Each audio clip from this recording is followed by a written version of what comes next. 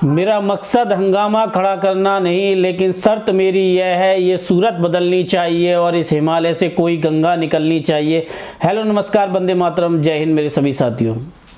आज 2023 है और लगभग जनवरी का जो महीना चल रहा है, फरवरी आने वाली है एक आध दो दिन बाद। दिसंबर 2022 जब ये एग्ज़ाम हुआ था, उसके बाद जो मैं बता रहा हूँ यूपीएसआई के बारे में, समझना ये यूपी कांस्टेबल के लिए कितनी महत्वपूर्ण वीडियो है। तब मैं थे और एक एग्ज़ाम गुरु करके थे, अब शायद उन्होंने चैनल का नाम बदल दिया, उमेश भाई ने मेरे, और राम जी की पाठशाला वाले सर थे। बाद में विवेक सर भी पहुँचे, और तो बाकी तो ड्रामेबाज थे जो कर रहे थे, और आपके संदीप त्यागी सर थे इंडियन कोचिंग वाले। इन सब लोगों ने बहुत आवाज़ उठाई, फिजिकल धरना दिया। इंडियन कोचिंग सर वालों जो थे उस समय, उनके सब्सक्राइबर जो थे वो 50,000 थे मुझे मालूम है, और लगभग शायद 7-8 हज़ार और बढ़ गए हों, तो 10,000 लगभग 60,000 के आसपास पहुंच गए हों। ये सारी चीज़ें मैं क्यों बता रहा हूँ, ये क्यों महत्वपूर्ण है। जब स्कैम के खिलाफ यूपीएसआई 9534 में जो स्कैम हुए, उनके खिलाफ आवाज़, आज हम बात कर रहे हैं चक्षु पब्लिकेशन की टीम के द्वारा तैयार की गई यूपी कांस्टेबल के लिए नंबर 1 बुक के बारे में। और ये जो बुक है आपके लिए भर्ती 2023 को ध्यान में रखते हुए पूरी तरीके से कंप्लीट स्टडी गाइड बनाई गई है, जो एक एक पॉइंट को क्लियर करती है, आपकी सफलता के लिए सुनिश्चितता लेके आती है। इस स्टडी की खासियत मैं आप लोगों के लिए बता दूं, जैसे ये सामान्य ज्ञान है, सामान्य हिंदी है, संख्या है, और आपकी एक बात है, करेंट अफेयर से लेके मैथ तक जो कुछ है आपका, वो बड़ा ही परफेक्ट तरीके से तैयार किया गया है। जैसे कि 5 आपके सॉल्व पेपर हैं 100% गारंटी के साथ, 3000 से ज़्यादा बहुविकल्पीय प्रश्न और परफेक्ट एनालिसिस के साथ तैयार की गई उत्तर प्रदेश की नंबर 1 बुक है। देखिए, उत्तर प्रदेश में जो पुलिस का संगठनात्मक ढांचा होता है, वो स्ट्रक्चर तरीके से आपको समझाएगा, और ये पूरे ही जो स्टडी गाइड है उसमें समझाने का जो तरीका है वो बहुत ही पॉजिटिव है।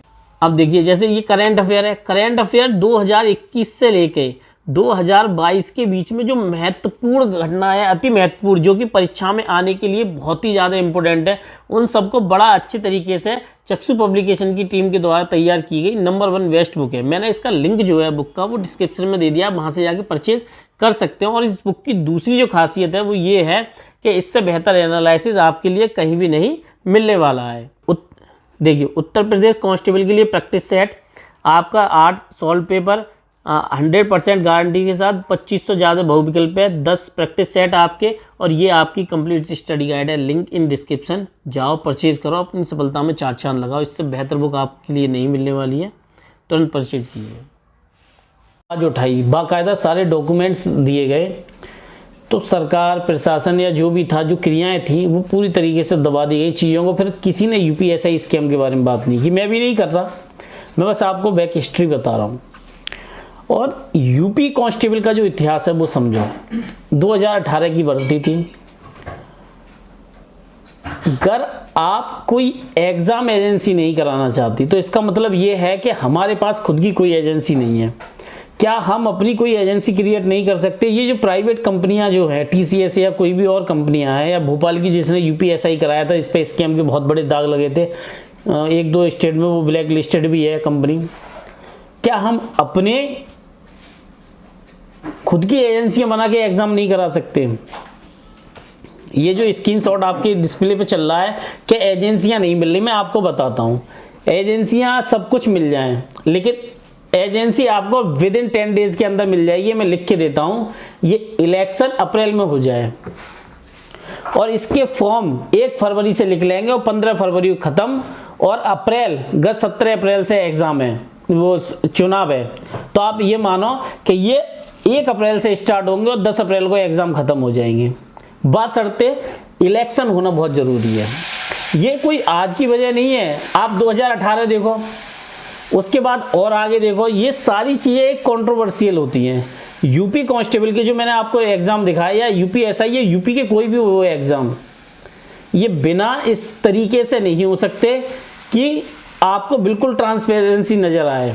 कोई ना कोई झोल घपोल रहता ही है। यूपी लेखपाल का एग्ज़ाम देखो, कोर्ट केस चल रहा है, उस पर भी शायद वीडियो का देखो, कोर्ट केस किस मैटर पे चल रहा है, क्वेश्चन आंसर कुछ गलत है, तो ये है क्यों?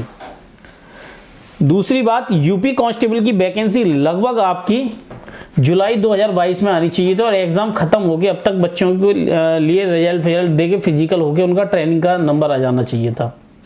लेकिन 2024 का लोकसभा इलेक्शन है, कांग्रेस भी अपने हिस्से की लड़ेगी, बीजेपी भी अपने हिस्से की लड़ेगी। कांग्रेस वादा कर रही है वो रोजगार देगी, बीजेपी अभी वादा कर रही है वो रोजगार देगी। मेरी बात को समझना, कोई और गवर्नमेंट होगी, जो अपोजिशन लीडर होंगे वो ये कहेंगे कि हम रोजगार देंगे। लेकिन इससे युवाओं को क्या फ़ायदा होता है? ये जो स्क्रीनशॉट दिखाया था मैंने आपको थोड़ी देर पहले, ये इस बात का प्रमाण है कि क्या वास्तव में गवर्नमेंट के पास एजेंसियां नहीं मिल रही, या गवर्नमेंट 2024 के इलेक्शन के लिए बैठी है। लेकिन इससे जो लड़का या लड़की ओवर एज हो जाएंगे उनका क्या होगा? यूपीएसआई 9534 पदों में देखो आप, एक पृष्ठभूमि आपको नजर आएगी तो आप ये क्लियर देखोगे कि 9534 जो पद हैं उनमें जो बच्चे ओवर एज होगा, उन्होंने सुप्रीम कोर्ट से जो रियायत मांगी थी। कोविड टाइम था, आप सब तरीके से कह रहे हो महामारी थी, बहुत बड़ी बीमारी थी, लेकिन क्या वो बीमारी उन बच्चों के लिए नहीं थी जो ओवर एज हो रहे थे? समझो, वीडियो 2018 होता है और 2023 आ गई है, अभी तक उसके बारे में कुछ नहीं पता। आपका एएनएम का शायद कुछ नहीं हुआ वो अभी तक, और आपका दूसरा अभी मुख्य सेवका वाला है, यूपी लेखपाल है, इन एग्जामों का क्या होगा?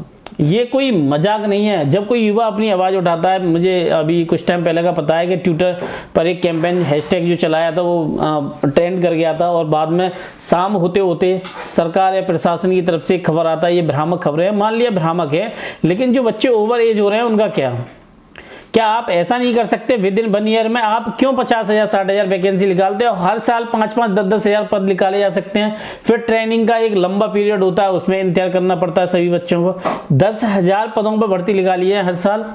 जो ओवर एज होने वाले, जो मेहनती बच्चा है वो सिलेक्शन ले गई, लेकिन मेहनती बच्चा ओवर एज हो जाता है तो फिर उसका सिलेक्शन उस पद पर कैसे होगा? मान लीजिए यूआर में कोई बच्चा है,